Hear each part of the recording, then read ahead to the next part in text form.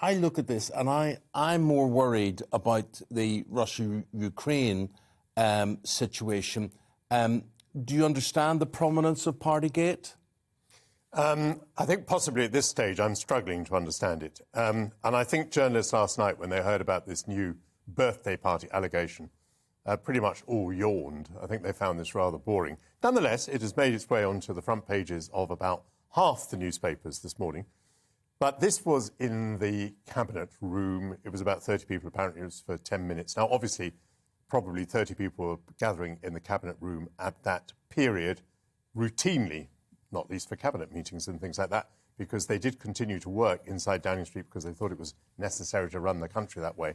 So I think it is a little bit running out of steam. I take the view that every day that this goes on before the report is published is a day gained for Boris, takes us a day nearer to his survival.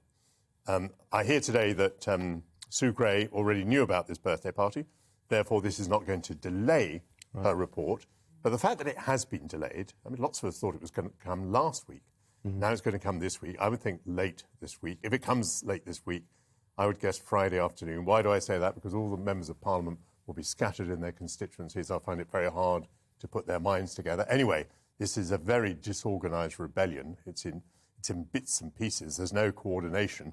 Nobody knows how many letters have gone in. I think lots of them have got scared. They're scared by what's been written about them in the papers. They're scared by what the whips have been saying. And so I'm going to take a gamble on this and say that I think the rebellion is petering out.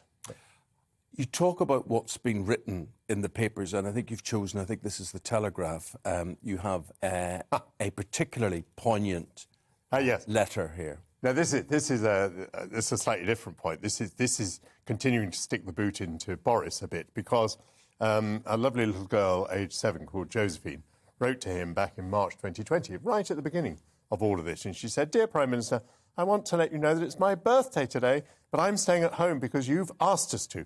I think my mummy and daddy might have liked to have a party, but I don't mind because I want everyone to be OK. Please keep working hard to keep us all well. And are you remembering to wash your hands?" Josephine. And the Prime Minister sent back, of course, a charming handwritten letter, which he published at the time. And, of course, it was very good publicity. He said, "You're doing exactly the right thing. We're all working together." But, of course, it turns out that they were continuing to party in Downing Street. So that one's come back and bitten him. What do you think? Oh, my gosh, it just beggars belief at this stage. I mean, you couldn't think of unless they had actually held their wedding actually at that time. There's no other thing that could trump him having a birthday party organised allegedly by Carrie. I think I completely understand what Michael is saying, actually, about journalists being bored of this story. And in terms of the rebellion, it's lost momentum because it's been staggered over so many weeks now, and it's been so piecemeal and, you know, pork pie this, and then, you know, it hasn't got the momentum it needs to get rid of Boris. But it should have done, because he has lowered the standard that we expect from a leader with his continuous lying, deceitful behaviour, thinking it's one set of rules for him and another for everybody else.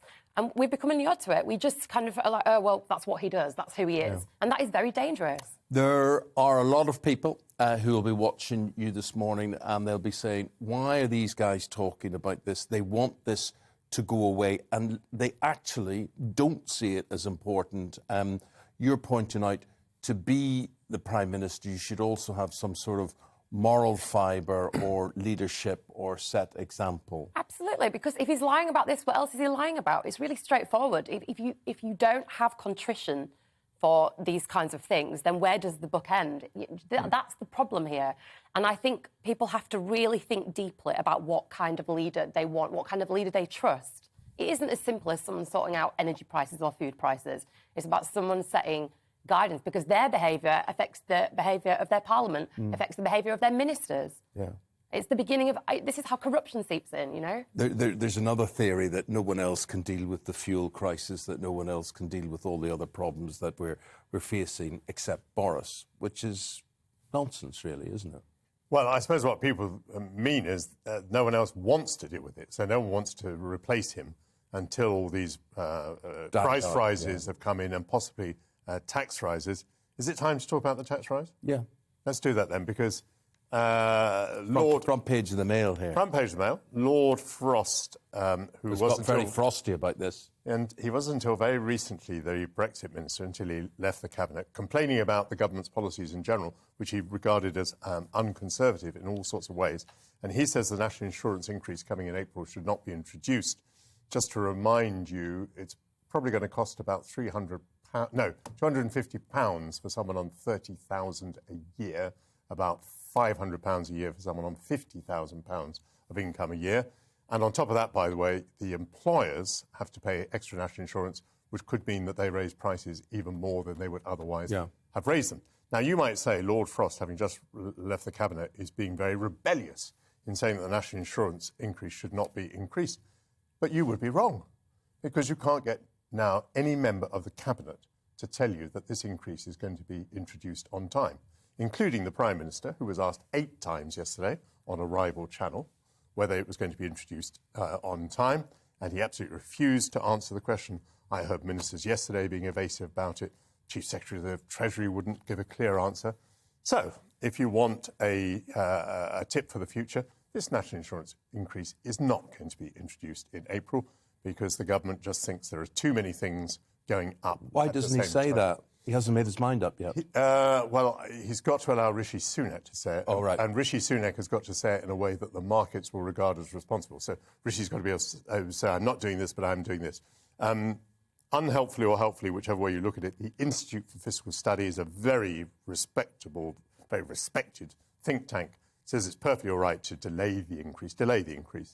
There's plenty of headroom, they say. I think what they really mean is the government's borrowing so much already. Another few billion doesn't make much difference. Well, let me ask you this, because I think there's this misconception about national insurance. You will know. People think, well, if I have to pay it, at least it's going to the National Health Service or whatever. Not necessarily so. Where does it go? Well, it's just another income tax, isn't it? Well, by and large, that has been true, that what's raised in taxation goes here, there and everywhere, wherever it's meant to go. But in the particular case of this particular rise, the government was promising to hypothecate it. That is the word. It's just come back to me. In other words, to say this money is for a particular purpose. And the government did say when it introduced this national insurance increase, announced it rather than introduced it, that it would be specifically for the National Health Service and for social care. On the social care side, by the way, they were trying to solve a problem that's been with us for decades. My view would be it's been with us for so many decades, leave it alone. Not do anything about it? About the social care bit, I would not do anything about it.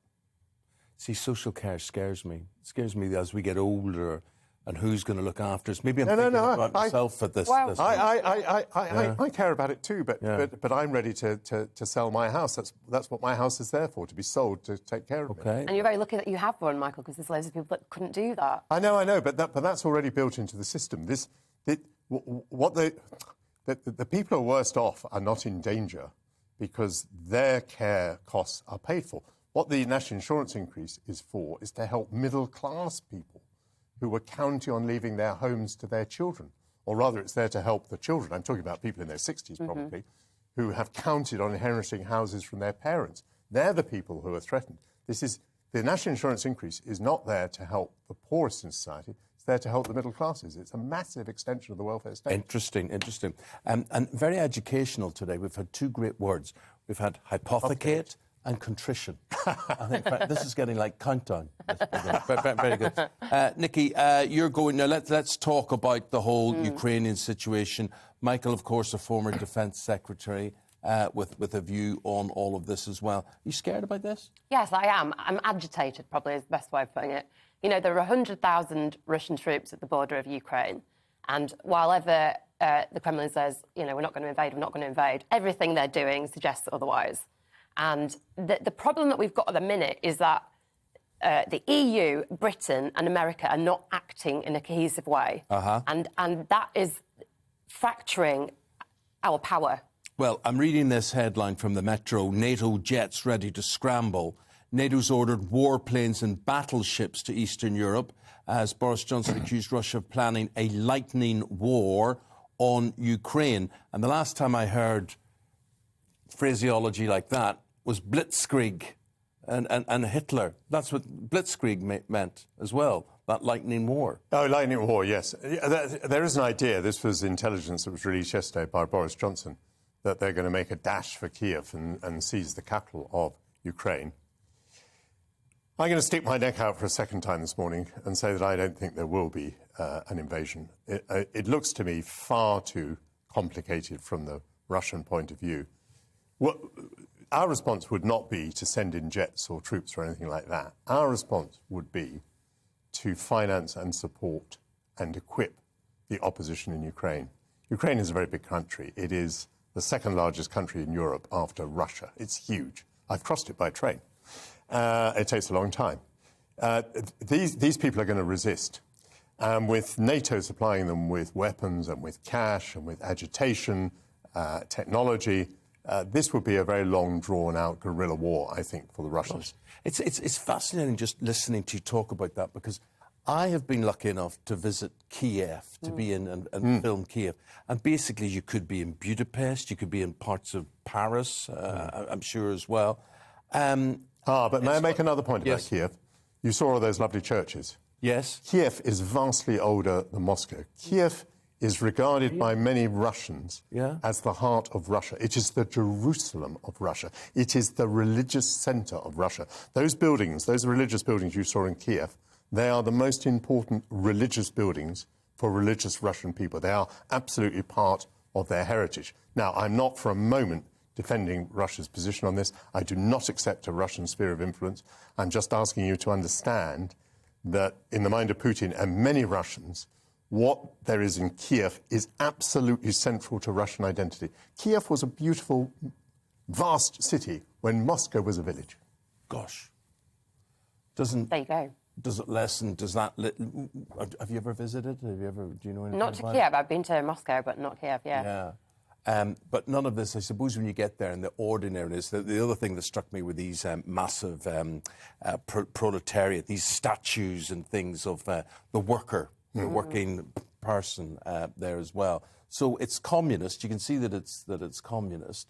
But at the end of the day, they'll still have the same supermarkets and malls and cafes and things that we would have here. Well, increasingly. But, I mean, you know, I think the issue with this story, I think what people need to pay attention to is the fact that Putin doesn't seem to be controllable in any way. Yeah. That he's lawless by our rules, and he's not afraid to antagonise.